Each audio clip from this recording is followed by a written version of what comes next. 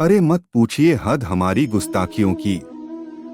हम आईना जमी पर रखकर आसमां को कुचल देते हैं। राधे राधे।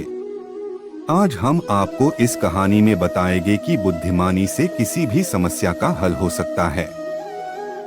तो कहानी को शुरू करते हैं। एक हरे भरे वन में नदी किनारे हाथियों का एक समूह रहता था, जिसका मुखिया चतुर्दंत नामक हाथी था। वर्षों से वह समूह उस वन में सुखमय जीवन व्यतीत कर रहा था। लेकिन एक समय वन अकाल की चपेट में आ गया। नदी का जल सूख गया, वन की हरियाली चली गई और हाथी भूख प्यास से मरने लगे। इस विपत्ति से निकलने की प्रार्थना लिए सभी हाथी अपने मुखिया चतुर्दंत के पास गए और बोले, गजराज, इस अकाल की स्थिति में यदि हम और अधिक इस वन में रहे तो काल का ग्रास बन जाएंगे। यहाँ भूखे प्यासे रहना दुष्कर है। कृपा कर किसी अन्य स्थान की खोज करें जहाँ जल स्रोत और हरियाली हो। चतुर्दंत विचार मग्न हो गया। कुछ देर विचार करने के बाद वह बोला, यहाँ से कुछ दूरी पर एक तालाब है जो पूरे वर्ष जल से परिपूर्ण रहता है। हमें वहीं चलना चाहिए। कल सुबह ही हम सब उस तालाब की ओर चलेंगे। अगले ही दिन सभी हाथी उस तालाब की ओर चल पड़े। 5 दिन और 5 रात की यात्रा पूर्ण कर वे वहां पहुंचे।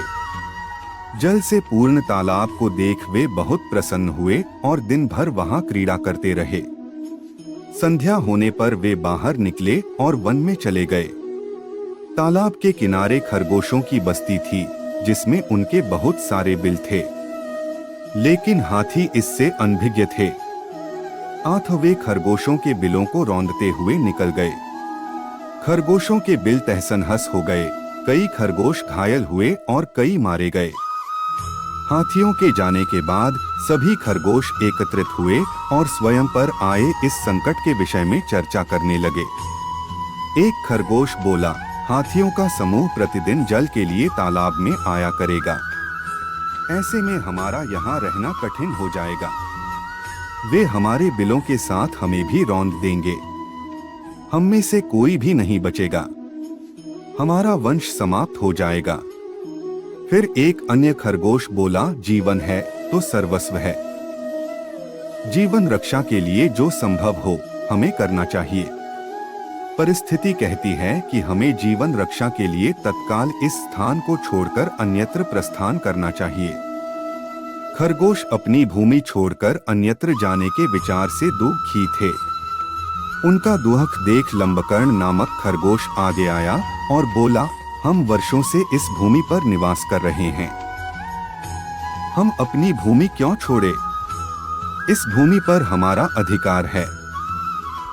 हमें हाथियों से बात कर उन्हें यहाँ आने से रोकना चाहिए। लेकिन उनसे कौन बात करेगा?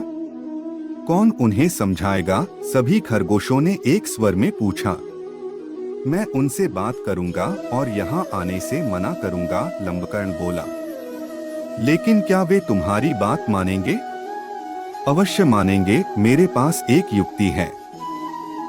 मैं उनसे कहूंगा कि ये तालाब चंद्रमा में बैठे खरगोश का है और उसने आप लोगों का यहाँ आने से मना किया है। संभवतः वे मेरी बात मान जाए, लंबकर्ण बोला। अगले दिन लंबकर्ण हाथियों के मुखिया से मिलने तालाब के मार्ग में स्थित एक ऊंचे टीले पर बैठ गया। जब हाथियों का समूह वहां से गुजरा तो वह हाथियों के मुखिया चतुर्दंत से बोला, गजराज, क्या आपको ज्ञात नहीं यह तालाब चांद में रहने वाले खरगोश का है?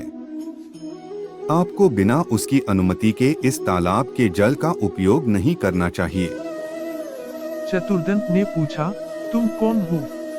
मैं चांद में रहने वाले खरगोश का संदेशवाहक हूँ। उसने मुझे अपने संदेश के साथ आपसे मिलने भेजा है, लंबकर्ण बोला। संदेश क्या वह है? चतुर्दंत ने फिर से पूछा। संदेश है कि इस पवित्र तालाब में चंद्रदेव का वास है, इसलिए तुम लोग इसके जल का उपयोग नहीं कर सकते। मैं कैसे मान लूं कि यह तालाब चंद्रदेव का है? जब तुम मुझे तालाब में चंद्रदेव के दर्शन कराओगे तभी मैं यह बात मानूंगा और अपने दल को यहाँ आने से रोकूंगा। चलो मेरे साथ और स्वयं देख लो, कहकर लंबकर्ण चतुर्दंत को तालाब के किनारे ले गया। उस समय तालाब में चांद की छाया पड़ रही थी। लंबकर्ण चतुर्दंत को वह छाया दिखाते हुए बोला, गजराज, देखो तालाब में चांद का वास है, अब तो मेरी बात मान लो। चांद की छाया को चंद्रदेव समझकर चतुर्दंत ने उसे प्रणाम किया और वहां से लौट गया। उसके बाद उस तालाब में हाथियों का समूह कभी नहीं आया। इस कहानी से क्या सीख मिली कि बुद्धिमानी से किसी भी समस्या का समाधान किया जा सकता है।